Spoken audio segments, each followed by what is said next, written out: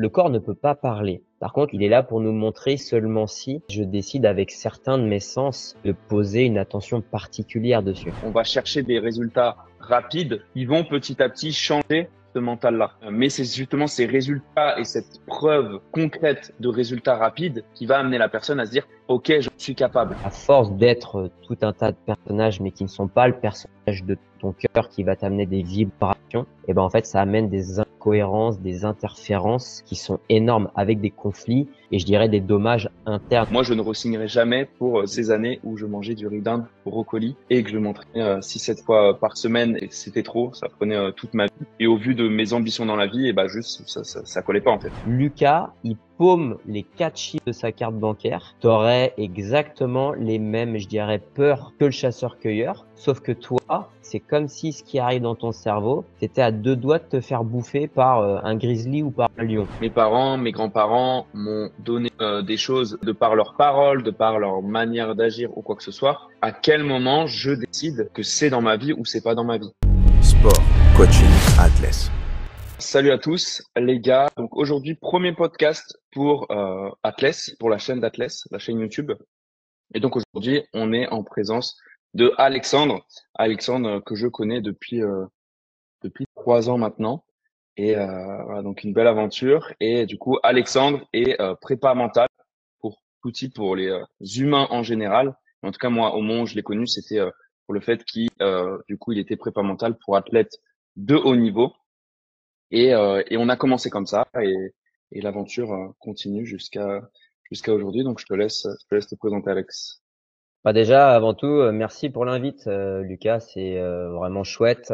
Je pense que c'est essentiel de pouvoir réaliser, je dirais, des vidéos comme ça pour à la fois partager déjà un moment ensemble et puis surtout te faire découvrir Atlas, me faire découvrir aussi. Donc merci pour ça. J'espère que ça plaira à ta communauté. Peut-être même certaines personnes seront intéressées, viendront échanger avec nous, viendront poser des questions. Qu'est-ce que je peux te dire pour me présenter? Je dirais que je suis une personne qui est vivante déjà. Tu vois, le premier mot qui me viendrait à l'esprit, c'est vraiment vivant. Le deuxième, ça serait humain. Ça, c'est vraiment quelque chose qui me tient à cœur. Si je pourrais commencer, j'aimerais démocratiser le travail que je peux faire et ce que je peux proposer. Je dirais que dans la culture française, si tu poses la question à tout un tas d'individus, qu'est-ce que c'est qu'un préparateur mental? Qu'est-ce que c'est que la préparation mentale? Tu vas être confronté à, je dirais, régulièrement les mêmes réponses. Les réponses qui peuvent arriver, c'est la préparation mentale, c'est pour les sportifs de manière générale. Il peut y avoir l'idée des sportifs de haut niveau, il peut y avoir l'étiquette même des champions. Donc plutôt une catégorie, je dirais, de profil sportif et je dirais même élite. C'est ce qui va ressortir même encore, je dirais, en 2025. Ouais. Moi, étant donné que j'ai été sportif, je suis sportif, bien évidemment, je suis rentré dans la préparation mentale de par mon cursus de sportif à la base et de mon cursus d'être entraîneur et de coach. Et si tu veux, ça fait un moment donné où dans les neurosciences, dans mon intérêt sur le vivant, les écosystèmes, les comportements, je dirais, des humains, j'ai modifié aujourd'hui la représentation que le monde peut avoir de la préparation mentale. Je ne me définis pas comme un préparateur mental qui est exclusif aux sportifs. Tu l'as dit en introduction. Ouais. Mon regard que j'ai aujourd'hui, c'est que euh, à- au moment où on va parler de sportifs, toi aujourd'hui, tu es patron d'une entreprise. Moi, je peux être considéré comme un freelance. Tu pourrais avoir à côté de toi un boulanger, tu pourrais avoir un salarié, tu pourrais avoir même un président d'une association.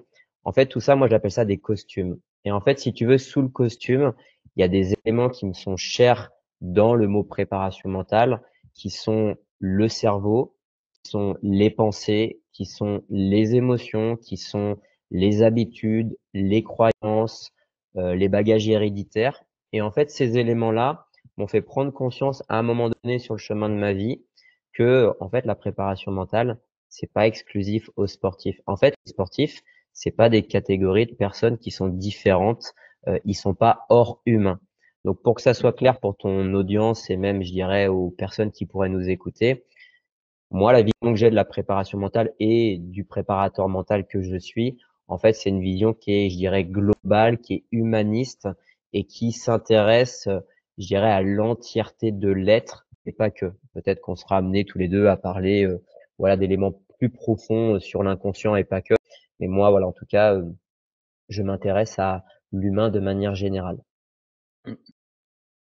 Totalement. Et ça me fait penser au tout début où avec toi, je scindais beaucoup. Là, il y a le pro, là, il y a le perso. Là, c'était des différents domaines. Au final, bah, c'est un ensemble en fait. C'est moi, c'est Lucas. Donc, c'est un ensemble de choses. Et donc tout est en lien. Donc, ce qui va peut-être avoir un lien, enfin en tout cas avoir un impact sur ma sur par exemple mon parcours sportif, peut-être des notions de performance ou quoi que ce soit. Puis dans le pro et puis aussi dans le perso, en fait, tout ça est lié parce que je suis l'élément central de tous ces domaines. Donc, Ouais, on m'a interviewé il y a pas longtemps sur une vidéo avec un ami à moi qui est entraîneur de tennis de table. J'ai fait une vidéo sur la préparation mentale, mais qui était plutôt spécifique au tennis de table. Et dedans, j'amenais des éléments que je vais aussi proposer à ta communauté sur l'idée de la fracture. En fait, de ce que je peux percevoir et de ce que comment dire, de ce que je peux expérimenter depuis des années, en fait, il y a trop de compartiments, trop d'éléments qui sont fracturés, trop de divisions.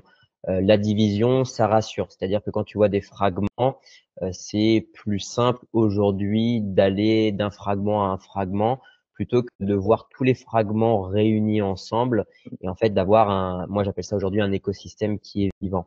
Donc là, rien que pour donner ce que tu disais, l'univers professionnel et l'univers personnel, ce sont finalement des fragments. En fait, il y a une fracture sur deux entités. Si par contre aujourd'hui tu regardais qui était Lucas, bah, en fait Lucas c'est un homme en entier, c'est un être entier qui finalement va avoir un terrain de jeu dans l'univers professionnel et un terrain de jeu dans l'univers personnel. Mais en aucun cas Lucas va être un individu ou un homme qui sera différent dans le professionnel et dans le personnel. Malheureusement, c'est ce qui peut arriver dans le vivant et surtout dans notre culture, je dirais la culture française, de par certains types de croyances, de par ce qu'on a pu nous amener aussi dans l'éducation, que bah là, je le vois aussi dans le business. Toi, tu es entrepreneur, tu es patron d'une start-up, tu côtoies aussi des gens, j'interviens auprès de patrons et même de CEO de start-up, où il y a cette vision aujourd'hui de paraître, de montrer finalement quelque chose qui est différent en fait, de la beauté de l'écosystème de l'individu. Malheureusement, quand ça arrive, en fait, ça génère énormément de conflits internes et les individus n'en ont que très peu conscience. Malheureusement, ça arrive tard. Moi, j'appelle ça des murs. L'humain se prend des murs et à un moment donné, un mur, bah, ça fait mal. Et heureusement qu'il y a des trajectoires qui peuvent se faire avec des rectifications et c'est coûteux. Donc moi, ce qui m'intéresse, c'est de faire prendre conscience à l'individu que, en fait, il n'y a pas de division. Je suis l'homme que je suis. J'ai à découvrir tout un tas de pièces de mon puzzle. Je dirais que c'est un voyage d'une vie. C'est ça qui est passionnant. Peut-être que toi, tu pourras même le témoigner à travers, je dirais, l'accompagnement aussi que tu peux avoir. Et rien que la vision que tu vois que je suis en train de partager là à ta communauté et même à toutes les personnes qui nous regarderont. J'ai envie de citer une personne, peut-être tu la connais, tu as entendu parler de cette personne. Il y a Arthur Schopenhauer qui est assez célèbre. C'est pas notre siècle, c'est quand même des siècles anciens, mais qui en fait avait à un moment donné posé un constat je dirais, d'une vérité. La vérité, elle passe par trois phases et il a étiqueté trois moments de phase pour qu'une vérité arrive. La première phase, c'est que dès qu'il y a une vérité qui arrive, en fait, elle est ridiculisée. Ça, c'est toutes les phases qui arrivent. Cette phase, quand elle est ridiculisée, elle va être attaquée, elle va être bousculée, elle va être chahutée par, je dirais, tout un tas d'éléments, tout un tas de personnes. Une fois que cette phase, elle est, je dirais, passée, ça prend du temps. Il y a la phase numéro 2 qui va arriver, qui est bah, c'est la phase d'être combattu. Il y a de la résistance, tout un tas de groupes d'individus ne voudront pas que cette vérité, elle arrive. Et cette phase-là, elle peut être aussi propre à ce que tu vas ressentir à l'intérieur de toi. Quand tu vas vouloir à un moment donné effectuer des changements, tu passeras aussi par cette phase-là où il y aura des combats internes, il y aura des structures qui vont résister à un changement quelconque. Et la troisième phase que donne Schopenhauer, qui est aujourd'hui une de mes phases qui me plaît énormément, c'est l'évidence. Et en fait, la vision, tu vois, que je propose aujourd'hui, je sais pas où est-ce qu'on en est rendu. Peut-être qu'on en est encore au 1 ou au 2, c'est-à-dire qu'il y a du côté ridicule, il y a du côté combattu. Mais moi, ça fait partie de mes convictions. Je suis convaincu que la préparation mentale, qu'un préparateur mental, en fait, il sera accessible à tous les humains, peu importe les casquettes qu'ils auront, peu importe les costumes, peu importe l'âge aussi. On me pose souvent la question, mais à quel âge on peut faire la préparation mentale? Bah, moi, je dirais que la préparation mentale, en fait, c'est un écosystème qui est vivant. À la naissance, tu commences à naître, tu commences à être vivant. Donc, en fait, l'inconscient va écouter tes murmures, va t'entendre, va utiliser les sens. Donc, je dirais à tout âge. Voilà. Ouais, totalement. Et ça m'a fait penser à tout ce que tu disais avant, c'était la scission du coup entre le perso, le pro, etc. Et en fait, c'est euh, c'est le même humain, mais c'est le même humain qui peut, en tout cas, je sais pas si c'est tout le temps le cas, mais endosser, voilà, qui peut endosser des personnages. Donc en fait, j'ai le personnage du patron, mais en fait, à la maison avec ma famille, je sais pas, j'ai le personnage de la victime. Avec mes amis, j'ai le personnage du rigolo.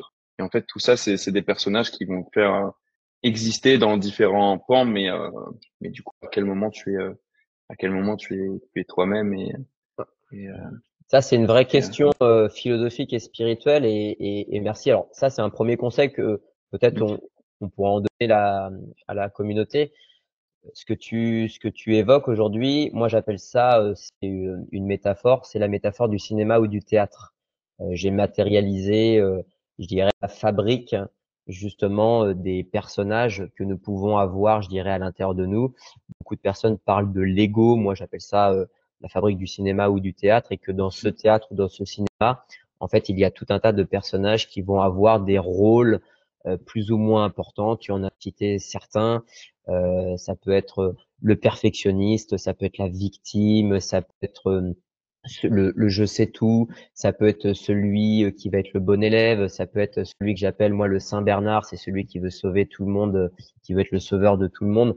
En fait, il y en a plein de personnages, mais à force finalement de fabriquer des personnages à l'intérieur de soi, et ben si tu veux, pour rechercher et pour même incarner et être celui que je pourrais appeler le personnage du cœur, en fait, ça devient, je dirais, un parcours du combattant. Étant donné que tu passes ton temps, alors ton inconscient et ta conscience, en fait, passent ton temps à, je dirais, changer de rôle tous les temps. C'est comme si, je me souviens, et je suis pas un grand joueur de jeux vidéo, mais j'ai joué comme beaucoup de personnes à des jeux vidéo, à GTA par exemple en l'occurrence. C'est comme si tu rentrais dans GTA et tout de suite t'incarnais un personnage et 2 secondes après, en fait, t'en incarnais un autre et 3 secondes après encore un autre. Et que finalement, tu pouvais jouer à tout un tas d'éléments dans la vie. En fait, c'est ce qui peut se passer aussi chez beaucoup de personnes. Et à force de, je dirais, d'être tout un tas de personnages, mais qui ne sont pas le personnage de ton cœur qui va t'amener des vibrations, et ben en fait, ça amène des incohérences, des interférences qui sont énormes avec des conflits et je dirais des dommages internes, ce qui amène chez beaucoup de personnes à un moment donné, et ben du stress, du burn-out, des problèmes de santé, je dirais psychique, émotionnel et corporel. Le corps, et tu vas nous en parler après si tu es OK par rapport à bah, justement ce que tu fais. Moi, j'aimerais savoir aussi qu'est-ce que c'est que Atlas, pourquoi ce nom, comment tu l'as créé et ce que tu vois finalement de notre discussion et du travail que tu as.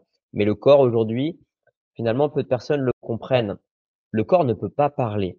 Par contre, le corps, il est là pour nous montrer des choses. Il est là pour nous montrer si et seulement si, en fait, je décide avec certains de mes sens, en fait, de poser une attention particulière dessus.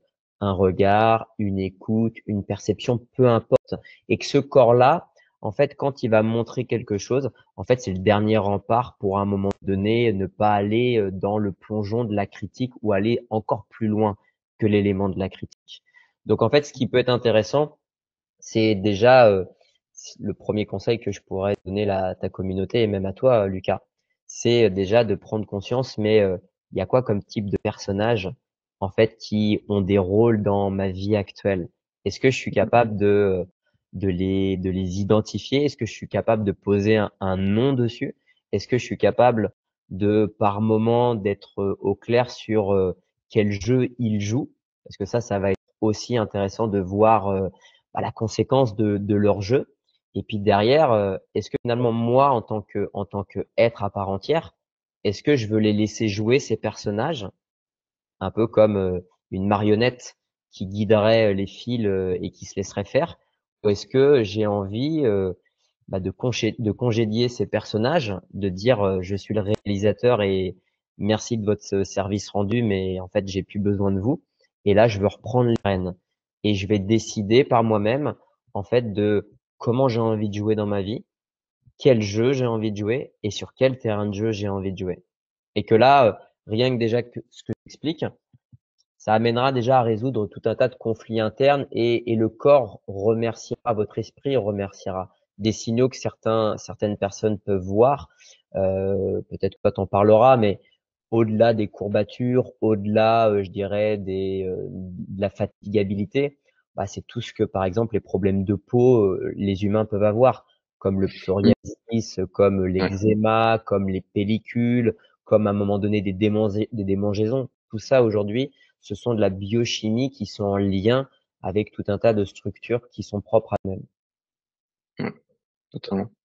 Notamment, ça me fait penser, du coup, tous ces problèmes-là, nous, c'est des problèmes que peuvent avoir, justement, en tout cas, nos clients, tout simplement. Parce que planning chargé, vie à 100 à l'heure, et donc énormément et peu d'écoute, surtout très peu d'écoute de soi-même. Je dirais Ouais. au-delà du planning chargé, c'est surtout très peu d'écoute et une accumulation de choses et, euh, et jamais de silence, jamais de calme, jamais de moments un peu plus, de moments plus calmes. Et Donc, c'est quoi alors, si tu es OK, c'est quoi Atlas? Comment c'est venu? Et qu'est-ce qui fait que, aujourd'hui, Lucas, il en est là? c'est parti, c'est parti. Du coup, qu'est-ce que c'est Atlas? Atlas, du coup, c'est une entreprise de coaching sportif en ligne. Du coup, le but, en tout cas, c'est vraiment d'accompagner donc tous les hommes avec un planning vraiment surchargé, un métier à haute responsabilité. On peut avoir des chefs d'entreprise, dirigeants, des gens dans le libéral, bref, peu importe. C'est à partir du moment en fait où ils ont réellement un planning chargé et que pour eux, il n'y a pas la possibilité en fait d'intégrer du sport ou d'intégrer une nutrition adaptée et du coup, à cause de ça, ils ne peuvent pas se transformer. Et ben nous, on intervient justement pour leur mâcher 90% du travail, pour leur faciliter tout le travail et que malgré du coup leur vie à 100 à l'heure, et ben ils peuvent en fait se transformer et tout ça rapidement, simplement et surtout durablement parce que plus c'est simple, plus ils prennent du plaisir, plus ils voient des résultats et plus en fait c'est facile à garder sur la durée et même par la suite être autonome à vie et garder et maintenir ses résultats à vie. Donc c'est ce qu'on fait avec Atlas. Quand tu dis, Et quand tu dis «nous», ouais, pour quelqu'un qui ne te connaît pas et qui connaît pas, justement Atlas, elle est ça a débuté quand finalement ton aventure? Il y a aujourd'hui, combien de personnes dans, ton écosystème, je dirais de business? Et puis, derrière, en tout cas moi ce qui peut m'intéresser aussi, c'est, les profils d'hommes justement qui ont un travail chargé. Là, si j'entends bien, c'est des profils d'hommes qui ont un travail chargé, qui, ont peut-être justement des problématiques. Est-ce que tu pourrais nous en dire plus sur, justement leurs requêtes, ces hommes-là quand ils vous contactent? Qu'est-ce qui fait qu'ils vous contactent? yes. Du coup, donc là actuellement, on est 6 personnes. En tout cas, il y a 6 coachs vraiment à plein temps. Ensuite, il y a d'autres intervenants qui vont arriver. Donc, on va pouvoir compter 8 à 10 personnes dans la team. Mais de base, on va dire qu'on est 6 vraiment à plein temps. Et donc, coach, diététicien, kiné et, euh, et voilà, donc une équipe entière pour permettre en fait de faciliter au maximum la transformation des hommes qui nous rejoignent. Et, euh, et voilà pour la première partie de ta question. La deuxième partie, où est-ce que ça a commencé? Bah, écoute, j'ai commencé de mon côté, coach sportif en ligne. Là, j'accompagnais tout type d'hommes. Et puis petit à petit, je me suis rendu compte que il y avait vraiment, il y avait vraiment des hommes en tout cas qui étaient vraiment perdus du fait de leur planning, qui pour eux c'était un mur, c'est impossible pour moi, j'ai pas le temps. Et ça, je l'ai entendu des dizaines de fois.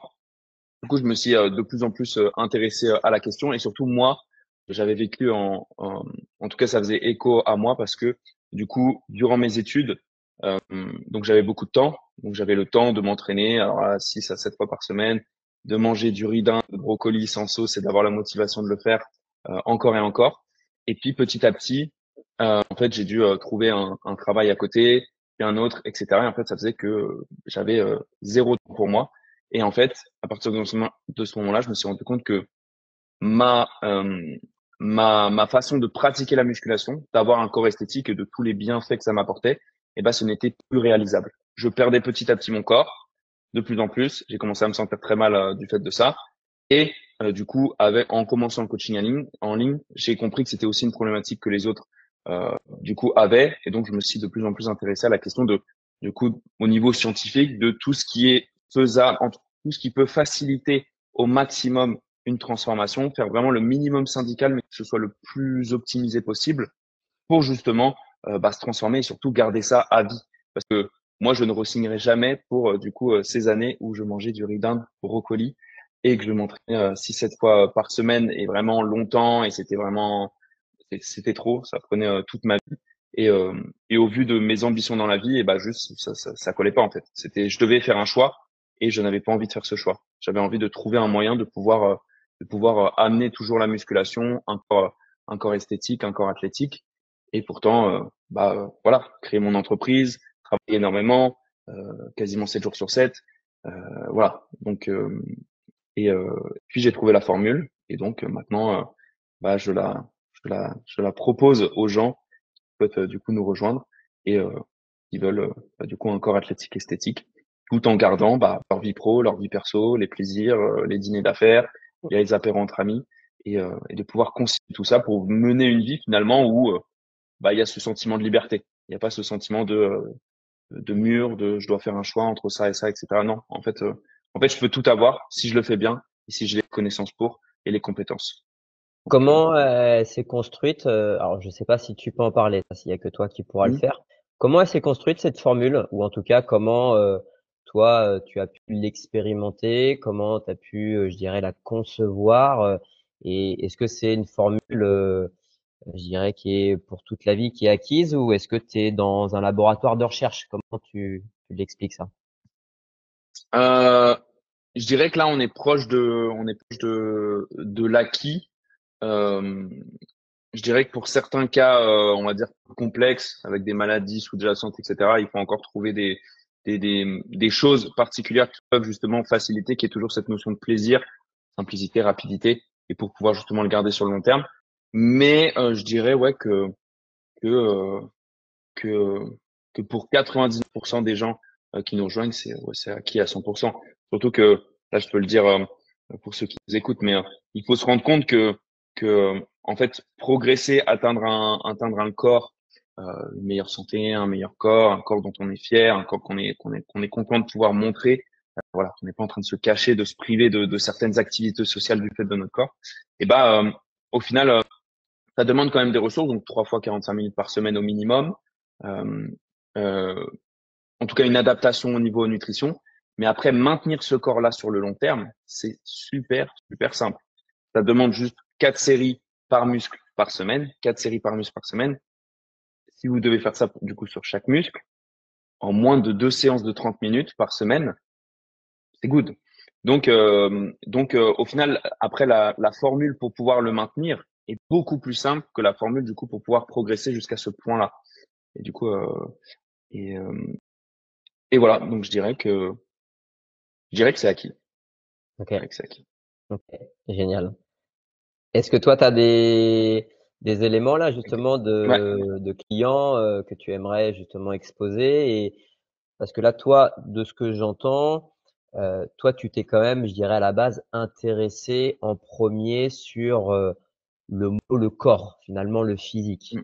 Tu te rappelles en introduction, je parlais de séparation et de fracture et que moi, un de mes travails, c'est justement de réamener en fait de la renaissance, du vivant et de la réunion en fait, dans toutes les pièces du puzzle d'un humain. Un humain, aujourd'hui, ce n'est pas qu'un corps. Le corps, l'image que je peux donner, pour moi, c'est l'habitacle, c'est le vaisseau, c'est la voiture, peu importe, c'est son outil pour le terrain, pour expérimenter des choses. Par contre, en fait, l'habitacle, le vaisseau ou même la voiture, il y a forcément un commandant, il y a forcément quelqu'un qui va le piloter. Et que ce quelqu'un qui va le piloter, bah, c'est ce qu'il y a, c'est ce qui est dans l'invisible. C'est aujourd'hui tes structures cérébrales, c'est ton cerveau à proprement parler, c'est tes émotions, c'est ta biochimie, c'est ton esprit. On peut aller même plus loin dans l'ésotérisme et dans la spiritualité. Ça peut être l'âme, voilà, et d'autres thématiques.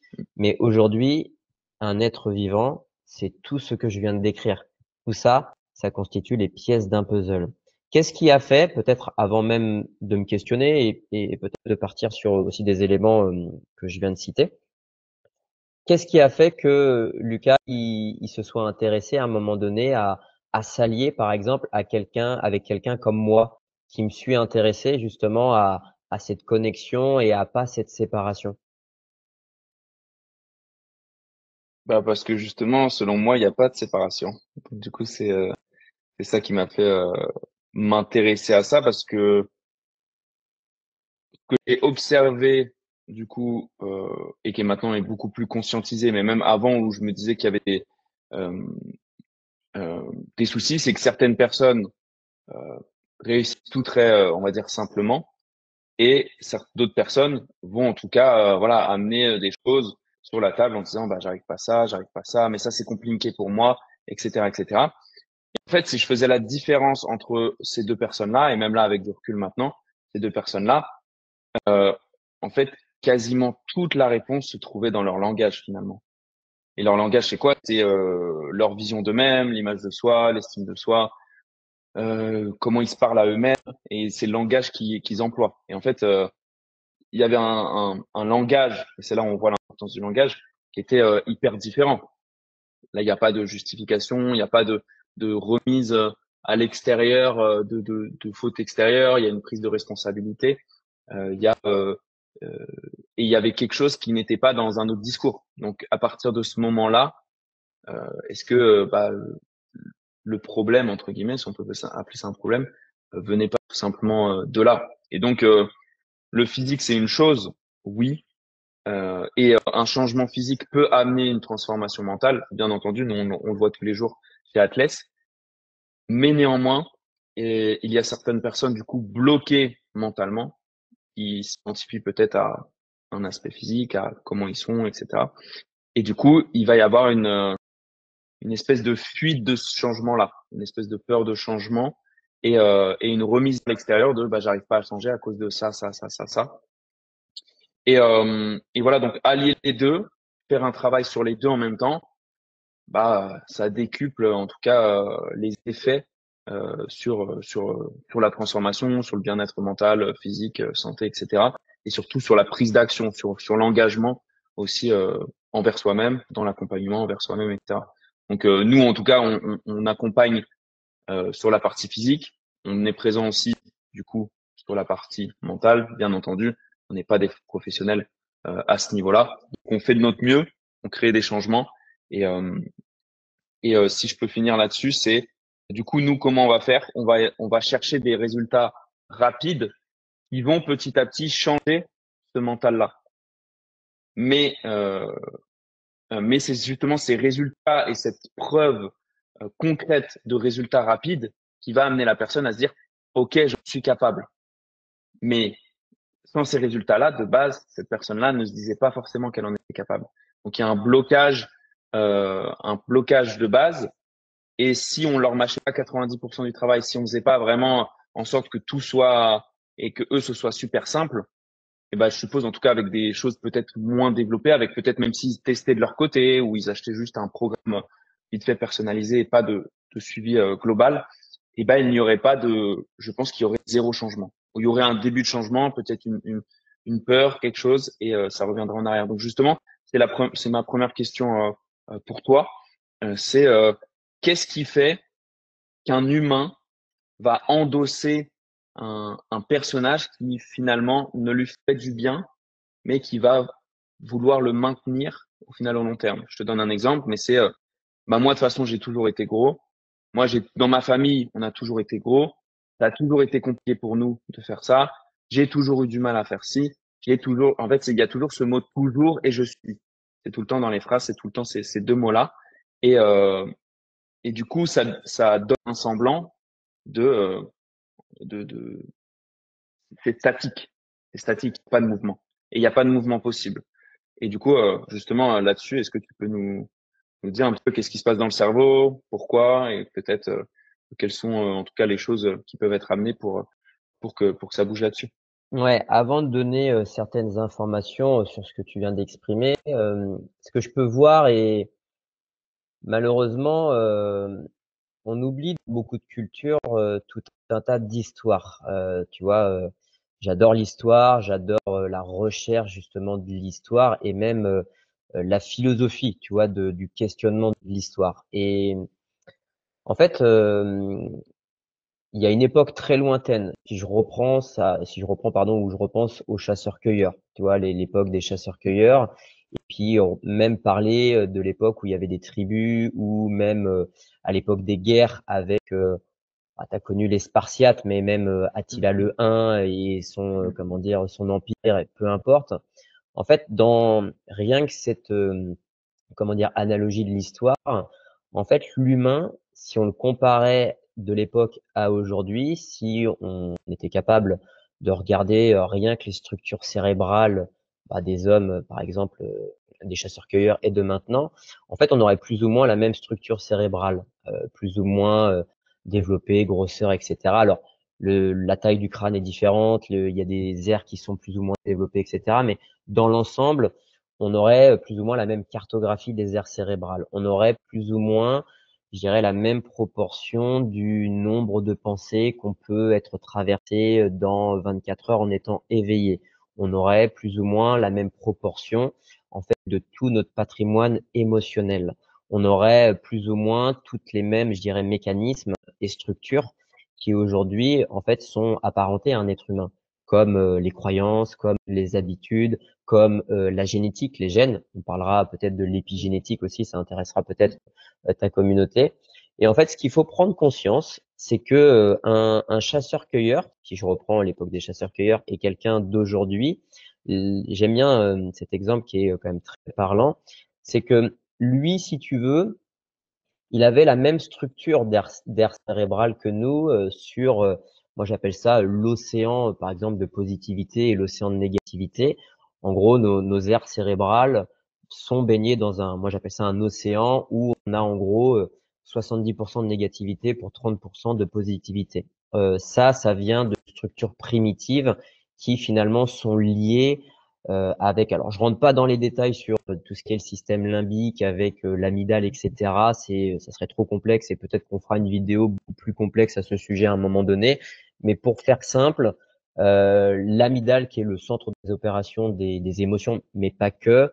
En fait, à l'intérieur, il y a comme un scanner qui va détecter finalement ce qui est à l'intérieur de nous et ce qui est à l'extérieur de nous. Et cette détection va nous permettre à un moment donné d'identifier plus ou moins des choses qui pourraient être du danger, ce qui peut être bien, pas bien.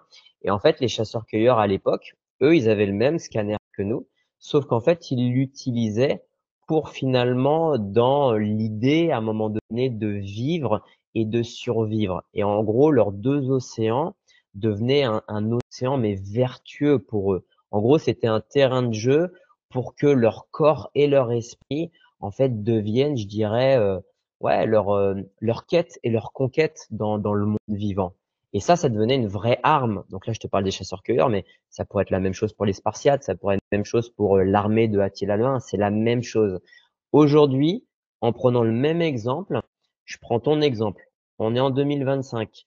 Lucas, il paume les 4 chiffres de sa carte bancaire, il paume le code de son iPhone ou de son autre téléphone, tu aurais exactement les mêmes, je dirais, peurs que le chasseur-cueilleur, sauf que toi, c'est comme si ce qui arrive dans ton cerveau, tu étais à 2 doigts de te faire bouffer par un grizzly ou par un lion. Sauf que tu as perdu ton code de carte bancaire. Mm. Et donc derrière, il y a tout un tas, moi j'appelle ça l'effet des dominos, il y a tout un tas d'effets des dominos qui vont s'activer, je dirais, dans l'infrastructure biochimique du corps, qui vont amener tout un tas de représentations, tout un tas de perceptions, tout un tas de projections. Donc ça, c'est le système imaginaire. On a plusieurs systèmes imaginaires qui vont t'amener à un moment donné à imaginer. Alors moi, dans mes recherches, j'ai cartographié deux systèmes de scénarios. Il y a le scénario que j'appellerais le scénario catastrophique et le deuxième scénario, c'est le scénario vertueux. Je dirais qu'aujourd'hui, l'humain, il est beaucoup plus penché vers le scénario qui est catastrophique. Tout de suite, je perds mes 4 chiffres de carte bancaire, je perds mes clés, par exemple, de bagnole ou de maison. Je pense avoir fermé ma maison, j'ai l'impression de l'avoir fermée, je commence à prendre ma voiture, je fais quelques kilomètres et tout de suite, j'ai une attaque énorme à l'intérieur de moi d'émotions qui me font peur, qui m'amènent à être effrayé par peur peut-être d'avoir oublié de fermer la porte, alors que cette porte, je l'ai fermée. Et en fait, tout ça aujourd'hui, ça provient, je dirais, de bien évidemment tout un patrimoine en fait génétique et épigénétique. Alors, pareil, je rentre pas trop dans les détails, je donne quelques éléments. Euh, Tout le monde n'est pas d'accord. Les scientifiques sont pas d'accord. Alors, ils sont d'accord sur un truc. On a 23 paires de chromosomes. Ok, donc on a 46 chromosomes en nous. Ça fait partie, je dirais, de notre patrimoine, plus ou moins avec certaines maladies de naissance. Ce qu'il faut savoir, c'est que on est constitué à peu près entre 20 000 et 25 000 gènes, et que ces gènes-là, en fait, forment aujourd'hui, je dirais, notre patrimoine qui est véhiculé de génération en génération. Sans rentrer dans les détails sur la spiritualité et même l'ésotérique, sur, je dirais, la traversée des âmes, ça sera peut-être une vidéo qu'on pourrait faire un de ces jours. Si vous êtes intéressé sur la traversée des âmes, allez lire Lise Bourbeau. C'est celle qui aujourd'hui en parle le plus, qui a vulgarisé ça en France. De mémoire, elle est canadienne, elle est super intéressante et elle vous parle des blessures de l'âme. Ça pourra vous intéresser, ça pourra répondre aussi à certaines questions que tes clients peuvent avoir. Donc là, en fait, ce qui est important, ce qu'il faut aujourd'hui comprendre, c'est qu'en fait, tout ce bagage-là qu'on va, je dirais, récolter à la naissance, donc ce bagage héréditaire, malheureusement, en fait, à la naissance, on n'a pas de structure mature pour pouvoir poser un regard dessus et de dire, un peu comme, je sais pas moi, à l'aéroport, tu as une personne qui va fouiller les sacs, qui va dire, ah non, non, ça je prends, ça je veux pas, ça c'est interdit. Nous, à la naissance, on peut pas le faire. Et ce qu'il faut savoir aussi, je peux te donner une autre data, euh, nos aires cérébrales, pour qu'elles soient plus ou moins matures, elles arrivent à une forme de maturité, la connexion de nos aires cérébrales, à partir de l'âge de 25 ans.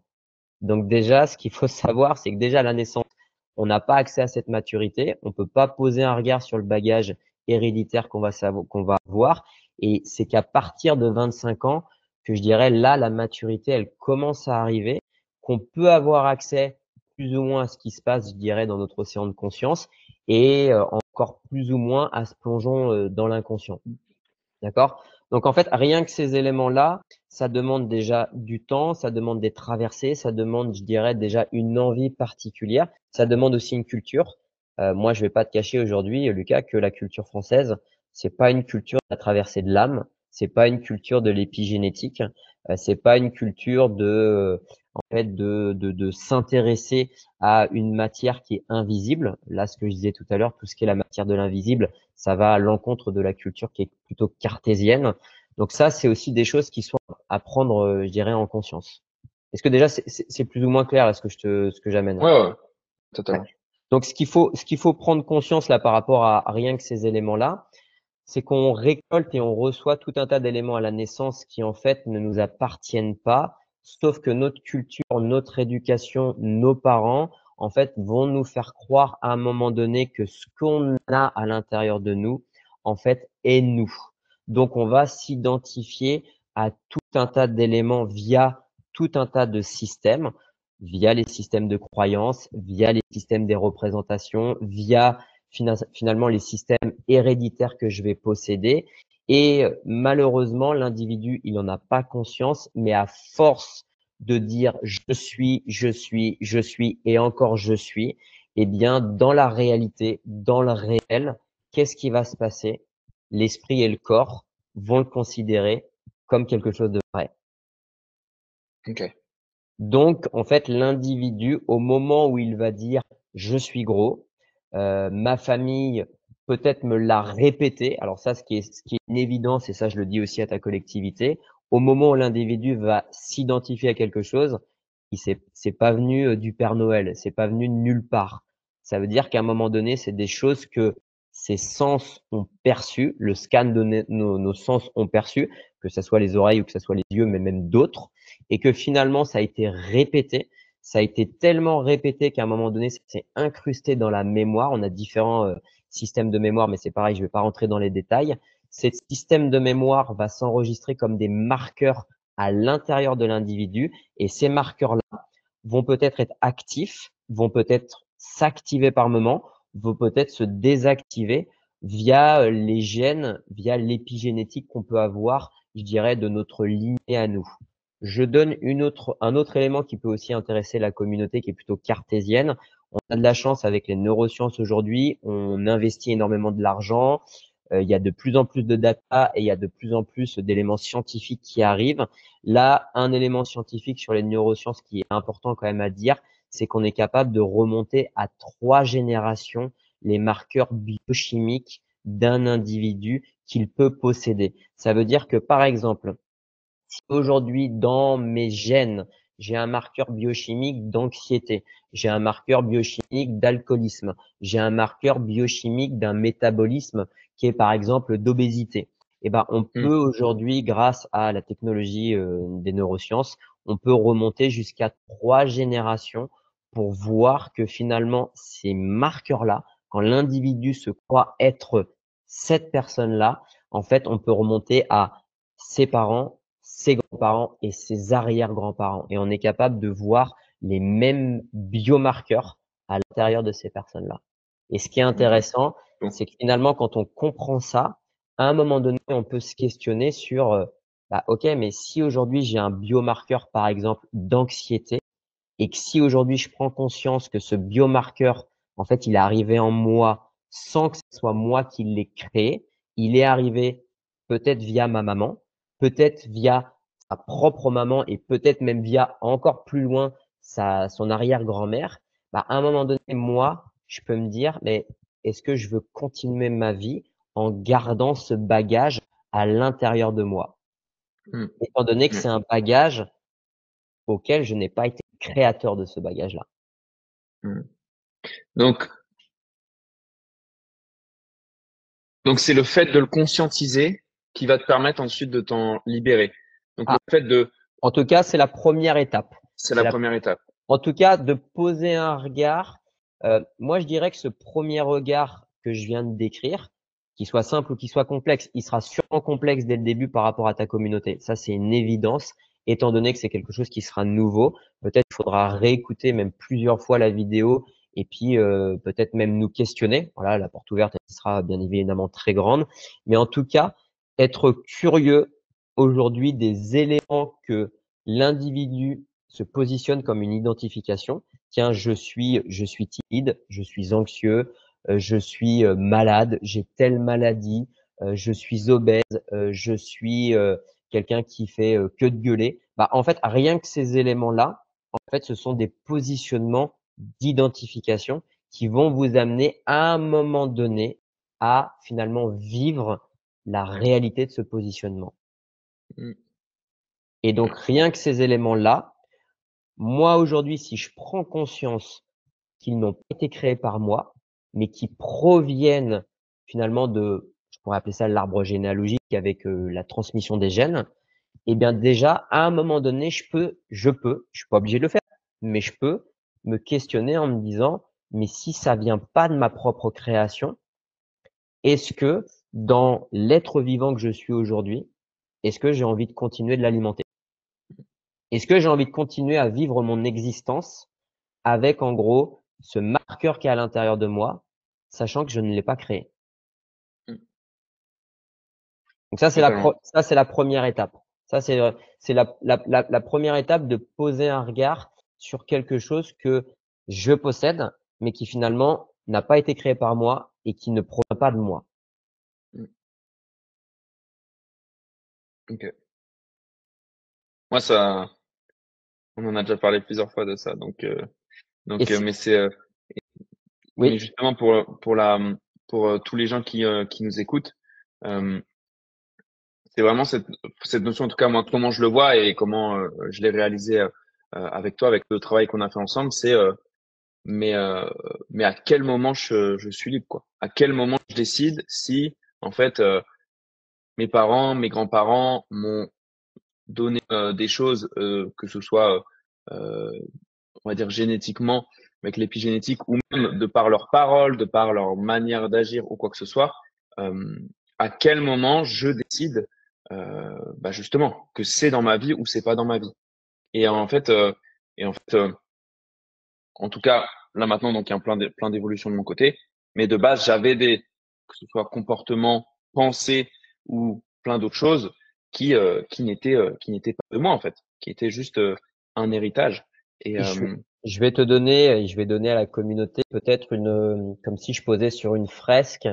Moi, j'appelle ça la modélisation des dominos pour que l'individu comprenne, en fait, je dirais les escalades qui peut arriver justement dans le cerveau et donne en quelques exemples. Là, je pourrais pas tout donner, ça serait même beaucoup trop complexe, mais je peux donner, je dirais déjà une infographie pour que l'individu déjà puisse comprendre quel type de mécanisme il y a sur les dominos et puis peut-être qu'est-ce que je peux commencer à amorcer finalement pour m'intéresser aux dominos. Par rapport à ce que ta question que tu exprimes, c'est une question philosophique de la vie, Lucas.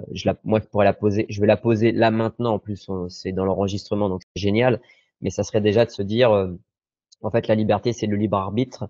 À quel moment je suis libre? Moi, je dirais même, ne suis-je pas esclave d'une liberté illusoire? totalement. Ne sommes-nous pas esclaves d'une Mm. liberté illusoire? Et en fait, ça amène justement ce questionnement de à quel moment et à quel point je suis libre. Et je n'ai pas la réponse encore à cette question philosophique. Je recherche, je travaille dessus, mais je ne m'exposerai pas en tout cas dessus encore. Donc, plutôt que de se dire je suis complètement libre ou libre, bah, en fait, c'est déjà de prendre conscience déjà des éléments qui en fait m'amènent à ne pas être libre, d'être curieux de où est-ce qu'il y a de la liberté et en fait de commencer à jouer sur le terrain de la liberté et de commencer à s'intéresser aux éléments qui sont emprisonnés pour pouvoir justement se libérer de ces éléments. Et je dis pas que dans la vie actuelle, dans l'existence actuelle, l'individu touchera une liberté absolue, mais ça sera peut-être le projet d'une autre vie. Ça, c'est un autre sujet. OK? Si je redonne l'infographie, en fait, moi, je dirais qu'aujourd'hui, un des premiers dominos, ça serait le domino de l'épigénétique. Là, c'est la prise de conscience de finalement des bagages héréditaires que j'ai. Une fois que je prends conscience de ça, sans aller plus loin, là, aujourd'hui, ça sert à rien d'aller plus loin. D'accord? Donc, moi, je vais pas parler de plus de choses dans un premier temps. Déjà, poser un regard sur des bagages que j'ai en moi qui ne m'appartiennent pas et qui appartiennent je dirais, à mes parents, à ma famille. Bah, en fait, déjà, c'est déjà un cadeau du ciel. Ça veut déjà dire pour moi, mais en fait, c'est chouette déjà de comprendre en fait tout un tas de comportements, tout un tas de fonctionnements que je peux avoir où je me suis identifié en me disant que je finirai ma vie comme ça, que je suis comme ça. Et en fait, je prends conscience que en fait, c'est des comportements qui proviennent de mes parents ou même de beaucoup plus loin. Donc ça, pour moi, c'est déjà un premier cadeau pour prendre conscience que rien que déjà ça, bah, en fait, moi, je vais pouvoir à un moment donné être créateur d'autre chose. Pour Mm. commencer à être créateur d'autre chose, il y a le deuxième domino qui va arriver juste derrière, c'est nos systèmes de pensée. On a plusieurs systèmes de pensée, pareil, je ne vais pas rentrer dans les détails. Aujourd'hui, ce qu'il faut savoir, tout le monde n'est pas d'accord, mais il y a un grand nom dans la sphère internationale, c'est Joe Dispenza qui dit aujourd'hui qu'on a entre 40 000 à 60 000 pensées en 24 heures en étant éveillé. Lui est attaqué de partout, tout le monde n'est pas d'accord, il y a des neuroscientifiques, des scientifiques qui se tirent dans les pattes dans tous les sens. Je dirais que peu importe le chiffre, ce qu'il faut comprendre, c'est qu'aujourd'hui, en fait, on a une machine à turbine, je dirais, en termes de pensée, que nos pensées, je dirais, sont volatiles et même exponentielles à la seconde, et que toutes les secondes, on a tout un afflux de pensées qui vont arriver, et ces pensées-là, en fait, vont déjà être un premier clin d'œil, en fait, de notre infrastructure, de notre écosystème. Et ça, c'est déjà la première porte d'entrée et c'est le premier conseil que je propose à ta communauté. En fait, qui aujourd'hui s'intéresse à sa structure de pensée? Est-ce qu'aujourd'hui on a une culture française qui prend le temps, en fait, je dirais, de conscientiser, alors en langage pas vulgarisé, mais plutôt scientifique, on parle de métacognition. La métacognition, c'est être capable de poser un regard sur sa conscience. C'est comme si la Mmh. conscience regardait la conscience. C'est l'observation de la conscience. Bah, en Mmh. fait, ça serait la mission. En fait, pour moi, c'est la mission d'un être humain que de faire de la métacognition. Sauf que dans nos cultures et la culture française, en fait, on passe notre temps à être en diversion totale. En fait, on est, je dirais, tellement attiré sur d'autres éléments qu'on en oublie, en fait, de s'intéresser Mmh. à ce domino de l'épigénétique et à, je dirais, la conscience de notre conscience. Donc, en fait, déjà, le premier conseil que je pourrais donner, c'est un, intéressez-vous justement à votre structure de pensée. Qu'est-ce qu'il y a comme type de pensée à l'intérieur de vous? Est-ce qu'il y a différentes catégories? On pourrait même les catégoriser, on pourrait même les mettre dans. J'avais adoré faire cet exercice, peut-être tu t'en rappelleras, mais j'utilisais à l'époque beaucoup l'exercice de la carte du monde, où en fait je pouvais positionner une catégorie qui regroupait tout un tas de pensées, et en fait Mmh. je l'appelais un pays. Je nommais un pays une catégorie, et je nommais finalement toute ma carte du monde à travers les pays. Et j'avais, par exemple, j'avais un pays que je pouvais appeler la France, qui était l'univers, par exemple, du négatif. Donc, toute Mmh. aujourd'hui, ma structure des négatives était, par exemple, la France. J'avais une autre catégorie qui était l'imaginaire, qui pouvait être en lien avec le négatif ou le positif, peu importe. Mais cet imaginaire, je pouvais l'appeler le Brésil, par exemple. Et en fait, j'avais toute une map monde qui aujourd'hui était la connaissance fine, en fait, de la structure, en fait, de mes pensées.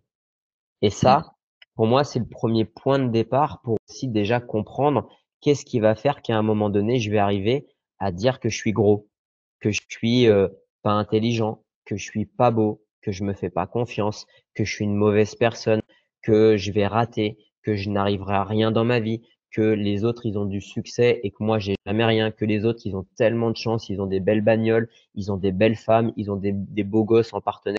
Et moi, aujourd'hui, je me retrouve isolé, je me retrouve seul. Par exemple, pour citer Mmh. que quelques exemples comme ça. Donc ça, c'est la première porte d'entrée. Cette porte d'entrée, ce qu'il faut aussi prendre conscience, c'est qu'elle va activer le deuxième ou le troisième domino qui est juste derrière, c'est le domino des émotions.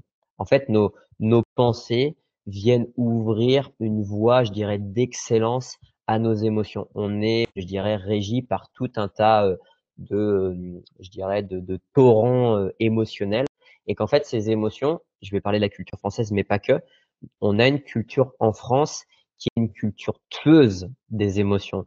C'est une culture tueuse en fait, des émotions pour une raison qui est simple et précise. C'est que les émotions, c'est pas quelque chose de palpable, comme les pensées. On peut pas à un moment Mmh. donné les toucher. C'est pas cartésien. Et puis, en plus de ça, exprimer ses émotions, montrer ses émotions, c'est aujourd'hui activer ce que moi j'appelle dans le cerveau un juge, donc le jugement, et c'est un Mmh. jugement qui est très profond, qui s'appelle quoi? Qui s'appelle en fait la fragilité et la vulnérabilité. Donc en fait, on est sur ne pas montrer ses faiblesses. Donc on vient Mmh. verrouiller l'émotionnel, on les met de côté, on les balance à la poubelle, on les supprime pour à un moment donné penser, et ça c'est une fausse illusion, qu'on va être tranquille. Ce que l'individu n'a pas conscience aujourd'hui, c'est que nos émotions, on est traversé alors, tout le monde n'est pas d'accord sur ce chiffre, mais je vais quand même le donner. On est traversé toutes les 7 secondes par des émotions. Mmh. Ce qu'il faut comprendre, c'est qu'entre le début en fait, l'amorçage de la pensée jusqu'au moment où l'émotion va arriver, donc l'étincelle de l'émotion, en fait, aujourd'hui, on a été capable dans les neurosciences de détecter un champ de 7 secondes. Mais tout le monde n'est pas d'accord là-dessus. Et donc là, je le dis pour que tout le monde comprenne, on est traversé toutes les 7 secondes. Ça veut dire quoi? Ça veut dire que si toi, demain, tu t'intéresses pas à tes émotions, tu les refoules, tu ne les acceptes pas, tu leur fermes la porte, tu leur dis d'aller se faire gentiment paître. Bah moi je te dirais qu'aujourd'hui tu vas couper tous les robinets de ton vivant et de ton écosystème qui est vivant. Donc tu ne pourras pas avoir accès à ce que moi j'appelle l'existence même de l'individu. Mmh. Donc ça, c'est aussi important d'en prendre conscience, et que ces émotions-là, quand tu leur fermes la porte, et là, ça va intéresser ta communauté, en fait, derrière, ça active un autre domino qui est très intéressant. c'est la domino, en fait, c'est le domino, pardon, des projections. Et cette projection, les émotions, les pensées qui vont amener les émotions, qui vont amener les projections, vont amener ta propre réalité.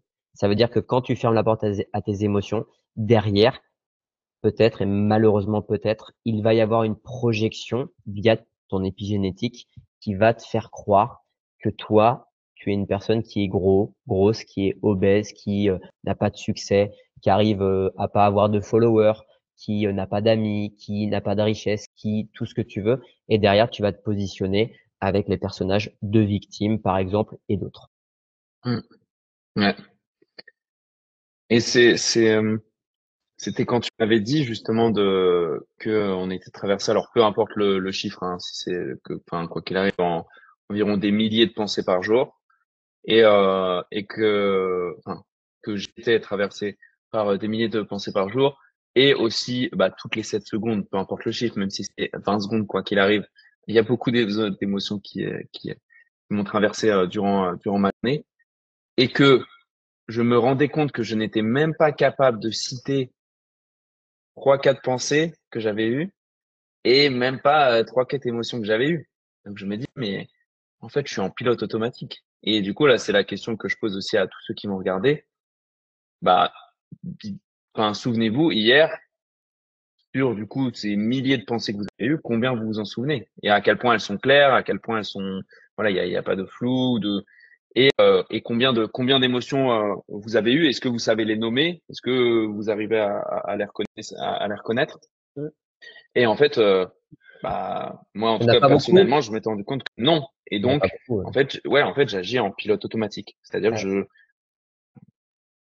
Ouais. ouais, je suis dans le Et le, flou. Je et le nage dans un paradoxe, marécage. Et le paradoxe dans ce qu'on est en train d'exprimer, c'est que l'individu, il est en constante recherche d'amélioration, de progrès, de transformation. Mais justement, il oublie que pour pouvoir accéder à rien que ces 3 leviers que je viens de décrire, en fait, il va avoir besoin d'être au clair sur toutes ces structures internes qui finalement le composent. Donc, ces structures de pensée, ces émotions et les projections qu'il va avoir. Parce que derrière, en fait, si tu veux, rien que ces éléments-là, vont entacher énormément la confiance en soi, l'estime de soi, l'amour que je peux avoir de moi, qui est bien évidemment lié avec l'estime de moi, mais que derrière, rien que déjà ça, en fait, ce qu'il faut prendre conscience, c'est que les émotions ont un pouvoir énorme sur la biochimie dans le corps. Et la biochimie, c'est pas toi que je vais comment dire, le dire, mais ça a un impact énorme sur le fait de pouvoir métaboliser ou non certains éléments qui vont être justement dans la transformation d'un être. Donc, si moi aujourd'hui, en fait, je n'arrive pas et je ne fais pas ce travail justement sur mes pensées, sur mes émotions, sur mes projections, sur le regard, par exemple, de mon épigénétique, bah, en fait, je pourrais être en mode robotique, en mode robot, je pourrais m'entraîner comme un dingue, je pourrais passer des heures, des heures, des heures à charbonner, je pourrais manger super bien comme un dingue. Et moi, je connais plein de personnes, et toi aussi, où il y a zéro résultat. Mm. Zéro résultat. Parce que finalement, tout ça va être bloqué vis-à-vis de, en fait, des structures qui sont les plus importantes, qui appartiennent, en fait, à l'individu. Mm. Donc ça, c'est aussi important, je dirais, en prendre conscience. L'un des conseils que je pourrais donner, peut-être qu'on terminera en tout cas les quelques minutes Mm. là-dessus, Lucas, c'est toi qui nous diras quand tu voudras terminer. Mm. Mais déjà, en plus de ce que j'ai pu partager tout à l'heure et l'exercice, toi, tu l'as vécu avec moi, mais c'est déjà de se dire, Heu, est-ce que je suis capable à un moment donné de me poser un instant et en fait de regarder ce à quoi j'ai pensé? Tiens, quelle a été ma dernière pensée? Mm. Rien que déjà cet exercice, avant de penser aux milliers de pensées que j'ai pu avoir la veille, rien que Mm. déjà cet exercice-là. Tiens, Mm. je vais me prendre un café dehors, je vais me prendre un thé, je vais m'asseoir à un moment donné dehors. Est-ce que je me souviens de la pensée qui était juste avant, là, maintenant, tout de suite? Comment elle était? Dans quelle catégorie, dans quel pays je la place cette pensée? Et puis d'être curieux et de regarder que finalement toutes nos pensées, en fait, l'accumulation des pensées vont malheureusement ou heureusement créer nos habitudes, vont créer le personnage de notre vie, vont créer notre réalité. Donc ça, c'est si Mm. important d'en prendre conscience. Et la même chose sur nos émotions, le deuxième conseil que je pourrais proposer. Et peu importe que vous sachiez ce que c'est qu'une émotion, ce que c'est qu'un sentiment, que vous n'ayez pas le vocabulaire. En fait, ça n'a pas d'importance. Ce qui compte, c'est qu'aujourd'hui, est-ce que je suis capable à un moment donné de poser un regard sur ce que j'ai ressenti? Est-ce que je peux déjà le décrire? Est-ce que je peux nommer, même avec un mot où je suis même pas certain du vocabulaire? Eh ben moi, ça serait le jeu que je vous propose. En fait, je vous propose d'ouvrir un carnet et en fait de noter aujourd'hui toutes les émotions que vous connaissez. Quelles émotions elles reviennent est-ce qu'aujourd'hui j'ai des émotions qui reviennent jour après jour dans mes quotidiens et en fait que je m'y intéresse à ces émotions. Qu'est-ce qu'elles veulent de moi? Pourquoi elles sont là tous les jours ces émotions? Quelles conséquences elles ont sur moi? Est-ce que je reste libre de l'émotion ou est-ce que je deviens est-ce que c'est un preneur d'otage pour moi? Est-ce que je deviens otage de mes émotions et finalement qu'est-ce qu'elles font de moi? Et tout ça, ça va vous aider à un moment donné à comprendre justement est-ce que je suis libre de pas libre? Qu'est-ce qui se passe? Est-ce que j'arrive à réaliser des choses ou est-ce que je n'arrive pas à réaliser des choses? Mm. Donc ça, c'est déjà des exercices que malheureusement peu de personnes, tu vois, dans les accompagnements de personnes, quand j'ai des personnes qui me contactent, quand je leur propose ce type d'exercice-là, même pour aller plus loin pour ta communauté, rien qu'un exercice qui paraît simple et aujourd'hui devrait être un exercice qu'on devrait apprendre à la maternelle. Est-ce que tu pourrais me lister toutes les qualités que tu connais de toi? Est-ce que tu pourrais me donner 10 mots positifs qui sont dans ton esprit? Est-ce que tu pourrais me donner les 5 derniers rêves qui étaient en toi quand tu étais enfant? Est-ce que tu pourrais me donner 2 rêves que tu as actuellement? Est-ce que tu pourrais me donner les valeurs que tu possèdes et que tu considères être tes valeurs? Bah, rien que ça, Lucas, moi je peux te le dire, c'est le parcours du combattant. Mm. Et je mets ta communauté au défi de faire cet exercice en prenant le temps. Et plus vous allez être curieux, en fait, de tout ce qui vous compose, des pièces du puzzle, de votre grand puzzle, en fait, plus derrière, vous allez pouvoir arpenter la vie, en fait, comme un terrain de jeu et comme vous en avez envie. Et la vie, c'est un terrain de jeu. La vie, c'est un terrain de jeu pour jouer. Par contre, pour pouvoir jouer, en fait, l'humain a oublié un truc essentiel, c'est de se connaître sur les doigts de la main. Même si on pourra jamais se connaître sur les doigts de la main, mais c'est de se connaître du mieux possible, tous les jours, à chaque instant. Mm. Ouais. Tu vois, moi, je dirais, peut-être pour conclure, et après tu me diras quand tu veux conclure. Mm. Heu, pour moi, certaines personnes m'avaient demandé: «Est-ce que ça, c'est pas, le coaching 2.0? Est-ce que c'est pas, le coach de demain? Est-ce que c'est pas l'humain de demain?» En fait, moi, je dirais non. En fait, c'est l'histoire, du chasseur-cueilleur. Moi, j'aimerais aujourd'hui revenir dans le temps et aller voir les Spartiates, les chasseurs-cueilleurs. Ceux dont on parle, je pense qu'ils étaient à des années-lumière de ce qu'on est en train de parler déjà là maintenant. Ouais. Eux, ils avaient une connexion vivante de leurs pièces du puzzle qui était incroyable. Et il y a des cultures. Je pense au Japon, je pense à l'Asie de manière générale, qui aujourd'hui ont une culture, les Japonais ont une culture beaucoup plus spirituelle que nous. Mm. Eux, ils parlent de l'ikigai. Si vous êtes intéressé, vous pourrez aller voir ce que c'est, mais une culture beaucoup plus spirituelle que la nôtre, où justement ils mettent, pardon, en œuvre leur esprit, leur mental, leur cerveau en lien, en connexion intime avec leur corps. Mm. Ouais. C'est pas, en tout cas, la France là-dessus et je pensais justement à ce que tu m'avais fait noter au début là, de même noter mes pensées, noter mes émotions, ou même noter, euh, noter tout ça, mes rêves, mes qualités et ce qui venait naturellement chez moi et ce que j'observe aussi en tout cas quand je parle de ça avec euh, avec d'autres personnes, c'est c'est, euh, euh, déjà d'une euh, de se confronter à mes pensées et à mes émotions, c'est pas naturel. Enfin, c'est pas naturel. En fait, si, mais on ne me l'a jamais appris. Donc c'est une nouveauté pour moi et ça me faisait peur. Ce que j'observe autour de moi, c'est qu'il y a une résistance à, en tout cas, aller voir ses pensées, ses émotions. C'est plutôt aller chercher vers l'extérieur plutôt qu'à l'intérieur. Et au niveau des qualités, rêves, etc., c'est la culture de ne vois pas trop grand, ne parle pas trop bien de toi. Attention, t'es orgueilleux, t'es prétentieux, sois humble, modeste. Et c'est ce qui et, euh, et c'est ce qui revient beaucoup aussi quand je pose des questions qui vont mettre en avant l'humain chez un autre humain. Et ben Ouais. c'est limite le négatif arrive en premier, quoi. Enfin, Ouais. c'est plus facile de dire ses défauts, entre guillemets, peut-être pas les vrais, on va les cacher, on va les saupoudrer, on va les voiler un peu, on va pas non plus tout dévoiler de ses défauts, mais c'est plutôt aller vers les défauts, s'amoindrir, plutôt que justement rêver, parler de ses qualités, parler de ce qu'on est capable, de ses compétences, Et de ce qu'on veut et de ce que l'humain et de ce qu'on veut. veut. Ouais, Voilà, là peut-être qu'on pourra terminer là-dessus. Et j'avais ouais. envie de lire un passage même qui moi me tient cher à cœur que je lisais quand j'étais dans une école aussi où j'ai pu intervenir, qui va aussi amener à réflexion et qui va aller dans le sens que tu viens de dire.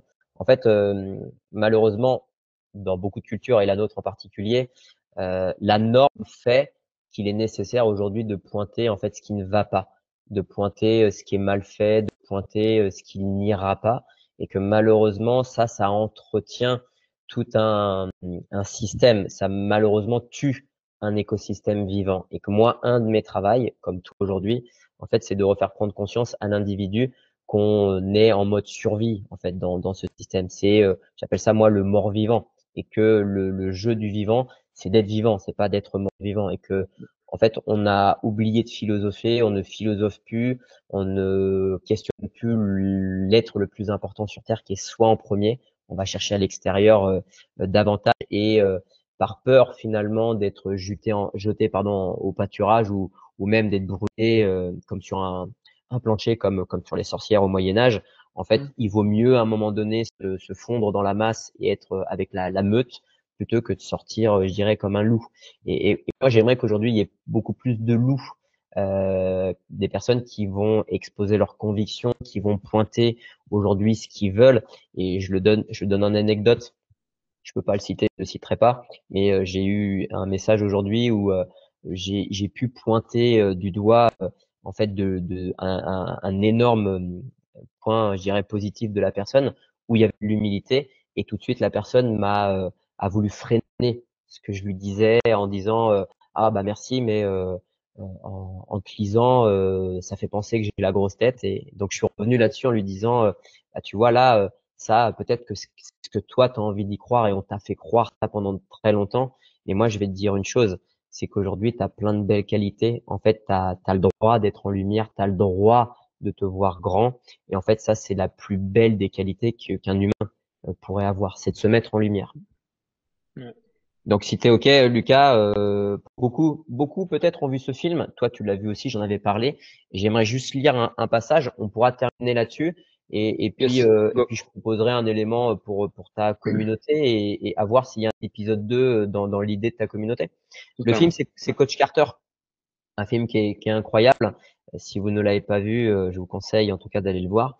Et il y a une situation qui est la suivante. Notre peur la plus profonde n'est pas d'être inapte. Notre peur la plus profonde est d'avoir un pouvoir extrêmement puissant. C'est notre propre lumière et non notre noirceur qui nous effraie le plus. Nous déprécier ne servira jamais le monde, et ce n'est pas une attitude éclairée de se faire plus petit qu'on est en espérant rassurer les gens qui nous entourent. Nous sommes tous conçus pour briller comme les enfants. Cette gloire n'est pas dans quelques-uns, elle est en nous. Et si nous laissons notre propre lumière briller, nous donnons inconsciemment aux autres la permission que leur lumière brille. Si nous sommes libérés de notre propre peur, notre présence suffit alors à libérer les autres. Mm. Donc moi, je dirais qu'aujourd'hui, un de mes travaux, c'est d'amener et de faire jaillir la lumière de l'individu. Et je pense que c'est aussi notre travail qu'on a ensemble. Et je pense que c'est aussi le travail de Atles de mettre en lumière à travers ce que tu proposes et à travers ce qu'on propose. Exactement. Exactement. Pour conclure, moi en tout Ouais. cas, si tu es OK, ce que je pourrais y voir en fonction de la communauté, déjà moi il y a une grande porte ouverte, vous pouvez me contacter. Lucas, tu pourras mettre mon Ouais. site Je mettrai en internet, description, ouais. voilà mes coordonnées. Toi, tu Les mettras aussi coordonnées. Ouais. ton contact, comment contacter Atlas, comment ça fonctionne, etc.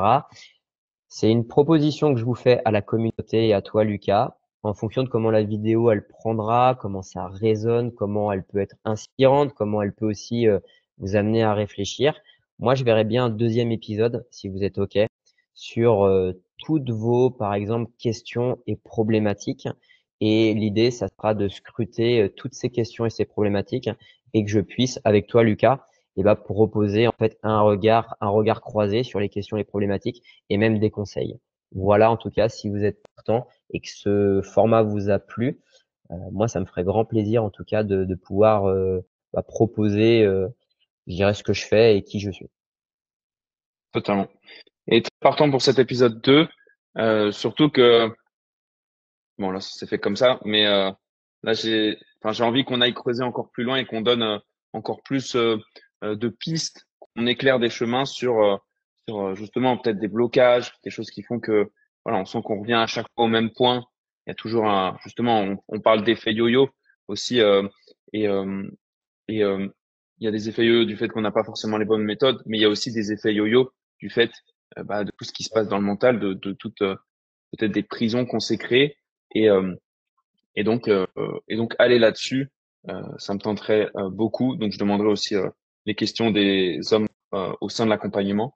Et comme ça, on aura pas mal de questions entre voilà ceux qui ont regardé le podcast plus les hommes de l'accompagnement pour pouvoir faire cet épisode-là et rentrer plus peut-être sur des problématiques particulières que certains ont ou quoi que ce soit, des choses aller dans la précision. Euh, pour Termine. conclure, Lucas, ouais. si t'es OK, parce que là, c'est intéressant ce que tu viens de dire. Toi, vous Ouais. avez une niche qui est vraiment spécifique aux hommes. Mm. Et là, bien évidemment, peut-être qu'il y aura des femmes qui regarderont aussi cette vidéo. Alors, peut-être pas dans ta communauté, parce que c'est une communauté d'hommes. Mais moi, j'aimerais quand même adresser ce message aux femmes. Vous, les femmes qui nous regardez, vous n'êtes pas différentes des hommes. Il se passe exactement la même chose. On m'avait posé une question il y a très longtemps et j'aimerais juste la poser en conclusion.